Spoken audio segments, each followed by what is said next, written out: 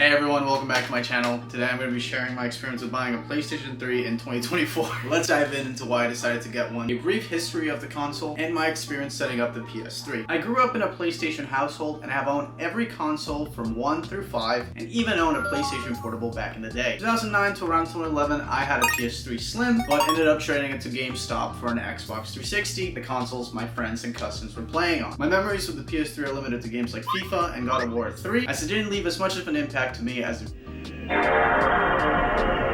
PS2 was an integral part of my childhood, where I spent hours and hours and hours playing games like Kingdom Hearts, Sly Cooper, Ratchet & Clank, and even Grand Theft Auto Vice City when my mom wasn't looking. Now I'm buying a PS3 in 2024 to play the Silent Hill HD Remaster Collection. I already have a video of Silent Hill 2 up in the channel, which you can go check out after this one. Although I could emulate these games easily on my PC, holding a PS3 controller just really brings back the nostalgia of my childhood, as it's similar to the PS2 controller. The PlayStation 3 was released in 2006, nearly 20 years ago, and it debuted at a staggering price of $600 USD, making it one of the most expensive video game consoles at the time. This equates to $932.24 in 2024 dollars. The high price of the PS3 deterred many buyers, especially when compared to the Xbox 360, which had released a whole year prior at $399. If we adjust that for inflation, the 360's launch price would be $639.94. This means the PS3 was roughly $300 more expensive than the Xbox 360. During the early life of the PS3 and Xbox 360 generation, the Xbox enjoyed greater popularity due to competitive pricing and exciting exclusives like Gears of War, Dead Rising, and Mass Effect. However, the PS3 caught up and outsold the Xbox 360, bolstered by hits such as Uncharted and The Last of Us. The release of The Last of Us prompted many to purchase a PS3, marking a pivotal moment. PlayStation addressed initial challenges with more affordable PS3 models and focused on developing a new wave of exclusive games, setting up the stage for the PlayStation 4's launch, levering momentum, and anticipating for the next console generation. If you're looking to buy a PS3 and want to know what it's like to find one, how much it will cost you, and any other potential challenges, listen up. Today we live in an era where Craigslist and eBay aren't the only options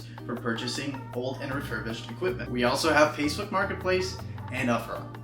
However, if you often avoid encounters with strangers, I recommend looking for a video game store near you. If you're going to be buying it from the store like I did, call in advance to make sure that they have PS3s in stock. And hopefully, they also will have the games that you want to play. I called Fallout Games and they informed me that they had quite a few PS3s in stock, priced between $60 and $75. I ended up getting the super slim PS3 with a top loader disc tray, reminiscent of the PS2 and the PS1. When I talked to the attendant, said that she preferred the top loader disc because then your discs won't get stuck and might actually help you with longevity of your console. The super slim PS3 that I ended up going with actually came with a third-party PS3 controller. However, I really wanted to have an original PS3 controller made by Sony just because of the way they look and the way it feels, and they were nice enough to actually just switch this one out with another console's controller. However, they did not give me the micro USB cable, so when I got home I wasn't able to set up my PS3, and I ended up ordering a micro USB cord from Amazon for around $5. Unfortunately, Fallout Games did not have the Silent Hill HD Remaster Collection in stock, but as I mentioned, I bought a brand new sealed copy from Amazon for around $25. Connecting my PS3 to my LG 4K monitor was simple, since it's an HDMI output. However, if you're planning to live stream, be aware that the PS3 does have built-in HDCP, which cannot be turned off, unlike the PS4 and the PS5. If you're using a capture device, you can go around this by using a splitter, and I will be leaving a link in the description to the splitter that I used. The PS3 was already reset to factory settings, so when I booted it up, I downloaded a new update, updated the date, and signed into my PSN account. My first impressions of the PlayStation 3 in 2024 were that the console seemed to be running perfectly fine.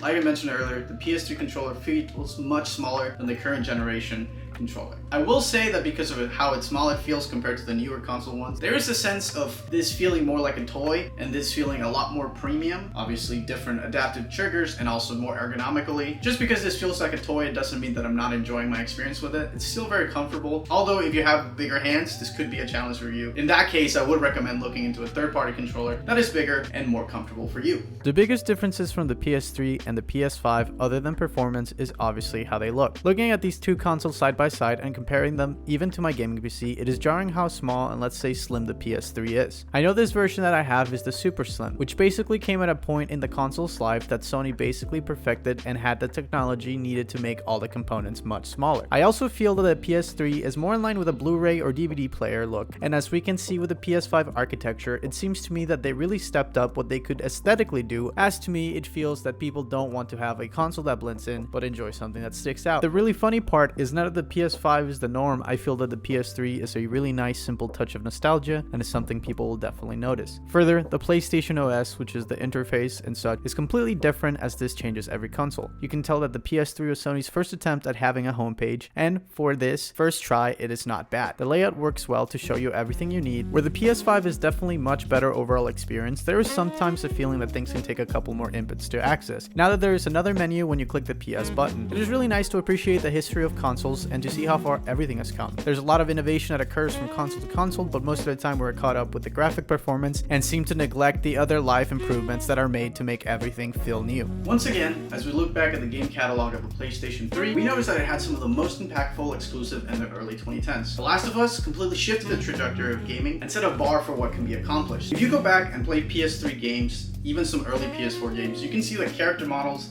and acting were maybe a little bit neglected. This house is dangerous. There are terrible demons.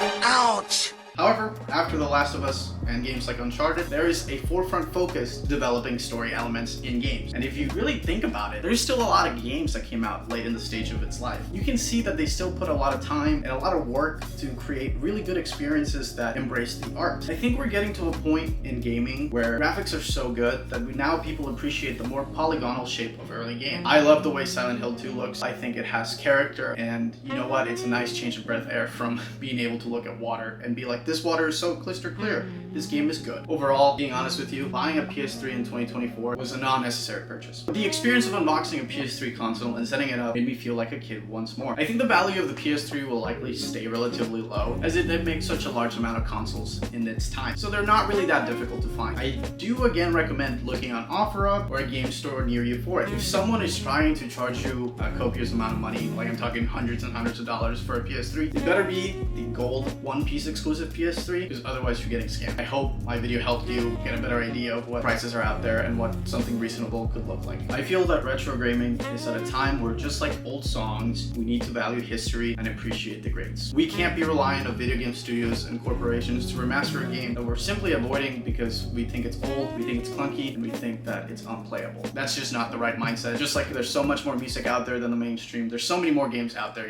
that you have no idea about. And if there's a game that you want to recommend me I should play, let me know. I would love to do that on a live stream or a video form if it's really good. So it better be a good recommendation. If you have a PS3 or you're looking to buy one, let me know what it is about the PS3 that you really enjoy. If you enjoy content related to gaming, such as this video, make sure to subscribe to my channel. I have a lot of things in the works. I want to start streaming and so much more. So make sure to click subscribe, like this video, and turn on the bell notification so you don't miss whatever new video is out. Thanks for watching.